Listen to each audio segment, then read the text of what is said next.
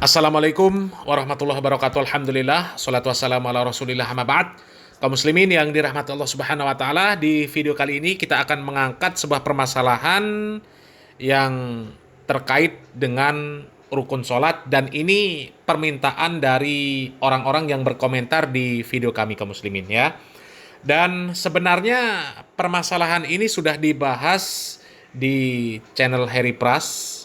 Ya, kalau kita lihat di channel Harry Pras itu ada video yang sudah diposting 2 hari yang lalu. Ya, 2 hari yang lalu ini waktu kita merekam video ini kaum muslimin ya, waktu kita membuat video ini ya.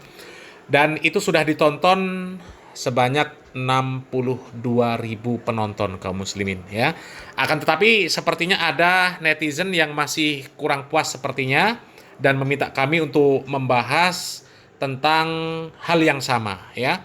Kita baca komentarnya kaum muslimin ya. Ini 2 kali berkomentar. Bismillah, bahas rukun qauli Bang Ustadz ya. Yang satunya bahas rukun qauli Bang Ustadz, barakallahu fik ya. Dan sepertinya nggak masalah ya, kita akan menjelaskan ya, meskipun nanti penjelasannya juga sama dengan apa yang disampaikan di channel Harry Pras ya. Karena memang yang namanya ilmu di dalam syariat Islam ini mau disampaikan oleh siapa saja ya pasti sama. Karena memang sebenarnya kitab dan panduan di dalam beribadah di dalam syariat Islam ini ya, itu sama kaum muslimin ya. Selagi berpedoman dengan Al-Quran dan Sunnah ya, pasti sama. Yang tidak sama itu ketika terjadi amaliyah-amaliyah bid'ah yang tidak ada tuntunan dari Al-Quran dan Sunnah, maka itu ya, itu berbeda karena memang tidak ada sumbernya kaum muslimin ya. Akan tetapi kalau ada sumbernya ya, meskipun beda metode penyampaian, akan tetapi pada intinya sama kaum muslim, pada intinya sama ya. Termasuk masalah rukun sholat ya.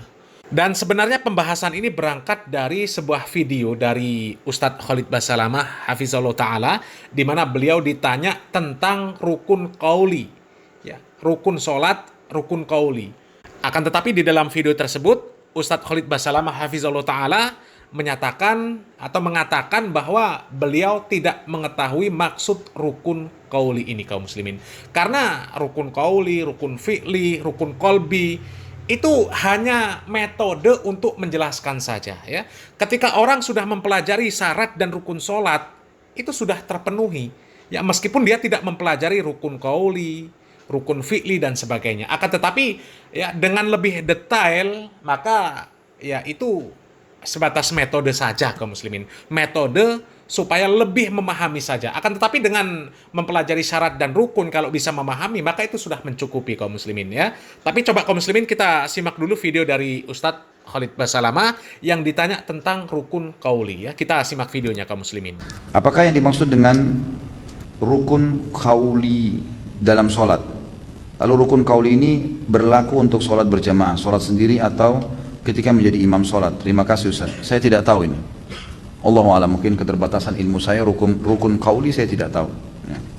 Nah kaum muslimin ya, sebenarnya dari jawaban Ustadz Khalid Basalamah ketika ditanya tentang rukun qauli ya, ketika beliau menjawab wallahu a'lam, saya tidak tahu ya, mungkin itu keterbatasan ilmu saya, itu sudah merupakan bagian dari ilmu kaum muslimin. Itu bagian dari ilmu. Bahkan sahabat Abu Darda radhiyallahu an mengatakan bahwa perkataan saya tidak tahu itu separuh dari ilmu. Karena memang manusia ini kaum muslimin ilmunya ya terbatas. Nggak akan mungkin manusia itu menguasai segala ilmu. Allah Subhanahu wa taala mengatakan wa ma utitum minal ilmi illa qalila. Ya, dan tidaklah kamu diberi pengetahuan melainkan cuma sedikit. Di dalam surat Al-Isra ayat 85. Allah Subhanahu wa taala mengatakan dengan jelas seperti itu kaum muslimin. Bahkan sekelas Nabi Muhammad SAW saja ya, tidak hanya 1-2 kali beliau menyatakan saya tidak tahu. Salah satu riwayat yang masyhur ketika Nabi Muhammad SAW ditanya oleh seseorang di mana tempat di muka bumi ini yang paling baik dan di mana tempat di muka bumi ini yang paling buruk. Nabi Muhammad SAW mengatakan apa? Saya tidak tahu. Nanti saya tanya sama Jibril. Bahkan Jibril pun ketika ditanya oleh Nabi Muhammad SAW, di mana tempat yang paling baik di muka bumi ini dan di mana tempat yang paling buruk di muka bumi ini, Jibril juga tidak tahu. Nanti saya tanya sama Mikail. Ya, sampai kemudian baru datang wahyu dari Jibril, ya, disampaikan kepada Nabi Muhammad SAW, barulah Nabi Muhammad SAW memberikan jawaban. Apa jawabannya? Tempat yang paling baik di muka bumi adalah masjid dan yang paling buruk adalah pasar. Ya. Nabi Muhammad SAW saja, ya, mengatakan tidak tahu, dan itu bukan aib, ya, karena nggak akan mungkin manusia menguasai seluruh cabang ilmu, mengetahui seluruh ilmu, nggak akan mungkin. Sehingga dengan perkataan saya tidak tahu, itu bukan aib, itu bukan aib, ya. Dan lagian, ya, masalah rukun qauli, rukun fi'li, ya, rukun qalbi, itu sudah dikuasai ketika seseorang itu belajar yang namanya syarat dan rukun sholat. Itu sudah mencakup semuanya kaum muslimin. Rukun qauli, rukun fi'li, rukun qalbi. Ya, ketika kita mempelajari syarat dan rukun dalam sholat, ya, itu sudah memenuhi kaum muslimin. Ya. Dan itu hanya sekedar namanya saja. Hanya sekedar metode untuk menjelaskan saja. Ya. Samalah seperti, ya, kita analogikan kaum muslimin, ya. Kitab untuk belajar bahasa Arab itu kan kitabnya banyak, ya. Ada kitab Jurumiyah, ada kitab Nahwul Wadih, ada kitab Imriti, ya, ada kitab Durusul Lughah dan sebagainya, ya. Dan sangat mungkin apabila seseorang ditanya, yang biasa belajarnya Jurumiyah, ditanya tentang kitab Durusul Lughah, mungkin dia mengatakan, "Oh, saya tidak tahu. Siapa pengarangnya pun saya tidak tahu. Bagaimana metodenya saya tidak tahu." Akan tetapi dengan dia belajar Jurumiyah, itu sudah mencukupi dia mempelajari bahasa Arab, mempelajari ilmu nahwu dan sorof. Karena, ya, kalau dibahas lagi yang namanya rukun fi'li, yaitu rukun qauli juga, ya. Dan itu rukun qauli juga. Rukun fi'li dan rukun qauli kalau mau dikatakan sama, ya sama. Ya. Namanya orang berqaul, mengatakan sesuatu, itu juga masuk ke dalam perbuatan. Ya. Amaliyah anggota badan itu namanya perbuatan. Ya. Apakah itu ucapan, apakah itu gerakan badan, itu namanya fi'li. Padahal gerakan lisan itu juga fi'li. Ya. Gerakan lisan itu fi'li. Itu masuk ke dalam perbuatan. Ya. Dan kalau kita menyimak video-video dari Ustadz Dr. Khalid Basalamah ketika menjelaskan tentang syarat dan rukun sholat, tata cara sholat, itu semuanya memenuhi syarat kaum muslimin. Ya, memenuhi syarat. Syarat sahnya sholat terpenuhi. Sehingga meskipun beliau tidak faham tentang rukun qalbi, rukun qauli dan sebagainya, ya, maka itu sudah memenuhi syarat. Bahwasanya ketika kita bertakbir, ya, takbiratul ihram, ya, itu fi'li juga, ya, menggerakkan tangan, kemudian mulut atau bibir mengucapkan Allahu Akbar, maka itu namanya fi'li, meskipun itu qauli juga, ya. Artinya, ya, sama perbuatan, ya. Namanya perbuatan itu, ya, ada perbuatan anggota badan, ada perbuatan hati. Rukun qalbi itu juga perbuatan hati, ya.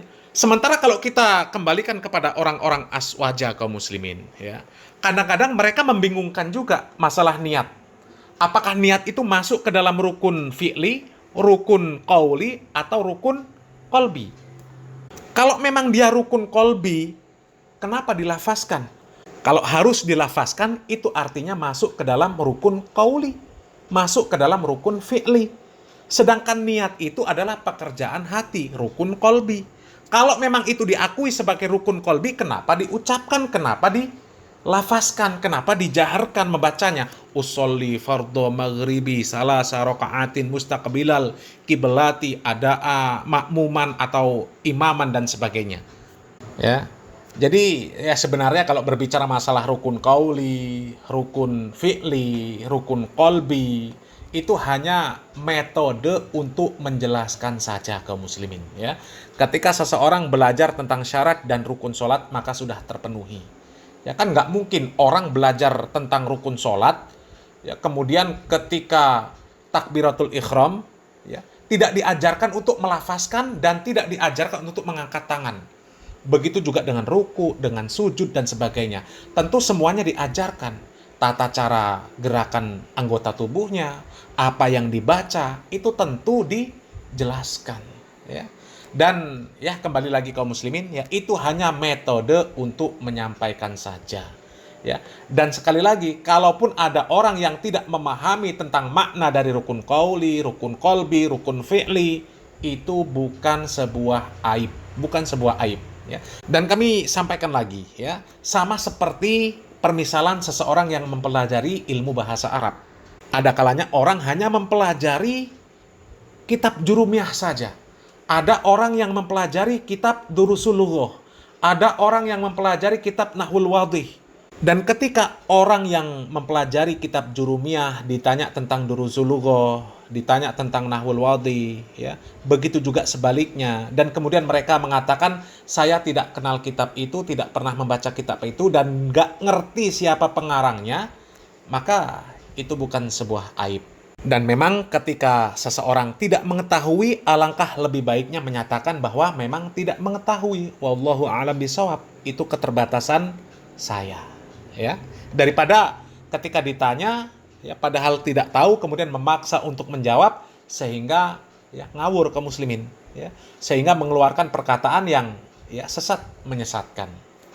Dan sekali lagi, ya, jawaban saya tidak tahu, ya, itu dilakukan juga oleh Nabi Muhammad SAW, oleh para sahabat radhiyallahu anhum ajma'in, ya, karena memang manusia itu memiliki keterbatasan ilmu. Ya, begitu juga dengan Nabi Muhammad SAW. Ya, seandainya tanpa wahyu, ya, maka Nabi Muhammad SAW tidak akan mengetahui sesuatu.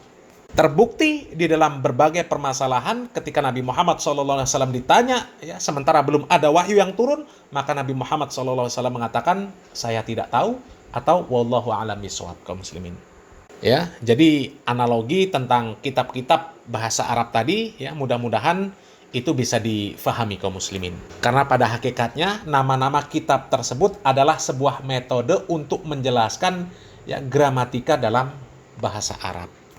Dan inti dari kitab tersebut sama, ya, untuk mempelajari bahasa Arab. Ya, mudah-mudahan sampai di sini bisa difahami kaum muslimin. Wallahu a'lam bishawab. Ya, mudah-mudahan bermanfaat. Barakallahu fikum. Wassalamualaikum warahmatullahi wabarakatuh.